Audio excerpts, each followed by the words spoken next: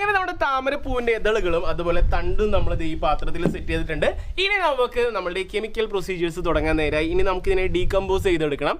അതിന് വേണ്ടിയിട്ട് നമ്മൾ യൂസ് ചെയ്യുന്നത് നമ്മുടെ കാസ്റ്റിക് സോഡയാണ്. അപ്പോൾ കാസ്റ്റിക് സോഡ എടുത്ത് നമുക്ക് വേണ്ട അളവിന് നമ്മൾ നേരെ നമ്മുടെ താമര പൂവിലേക്ക് ഇട്ട് കൊടുക്കുകയാണേ.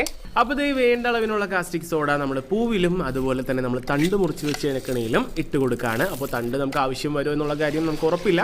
ഇനി ഇതിലേക്ക് നമ്മളിത് വെള്ളം ഒഴിച്ച് കൊടുക്കുകയാണ്. ഈ ഒരു വെള്ളം ഒഴിച്ച് കൊടുക്കുമ്പോൾ അവിടെ കെമിക്കൽ റിയാക്ഷൻസ് സ്റ്റാർട്ട് ചെയ്യും. ഇവിടുത്തെ ഒരു എക്സോതെർമിക് റിയാക്ഷനാണ്, നല്ല രീതിക്ക് ഹീറ്റ് ഉണ്ടാവും. അപ്പോൾ നമ്മൾ കെമിക്കൽ ഗ്രേഡ് ബീക്കർ അതുപോലെ തന്നെ ഗ്ലാസിൻ്റെ ഈ ഒരു പാത്രമൊക്കെ എടുക്കാൻ കാരണം അതാണ് ഭയങ്കര ചൂടുണ്ടാവും കേട്ടോ. ഇങ്ങനെ ചെയ്യുമ്പോൾ ഇതിലുള്ള ഓർഗാനിക് മാറ്റേഴ്സ് ഒക്കെ ഡീകമ്പോസ് ചെയ്യപ്പെടും. ഇതിലുള്ള സെല്ലുലോസ്, ലിഗ്നിൻ പോലുള്ള ഓർഗാനിക് കോമ്പൗണ്ട്സിനൊക്കെ സിമ്പിൾ സബ്സ്റ്റൻസ് ആക്കി മാറ്റുകയും ചെയ്യും. അങ്ങനെ നമ്മുടെ കെമിക്കൽ റിയാക്ഷൻസ് ഒക്കെ സ്റ്റാർട്ട് ചെയ്തിട്ടുണ്ട്. നമ്മുടെ വെള്ള കളറായിരുന്ന താമരപ്പൂവിന്റെ ഇതളുകളൊക്കെ ഇപ്പോൾ നോക്കി കഴിഞ്ഞാൽ ഒരു മഞ്ഞ കളറിലേക്ക് വന്നിട്ടുണ്ട്. ഏകദേശം ഈ ഒരു പ്രോസസ്സ് കംപ്ലീറ്റ് ആക്കാനായിട്ട് നമ്മൾ ഒരു 12 മണിക്കൂർ സമയം ഇതിന് കൊടുക്കണം.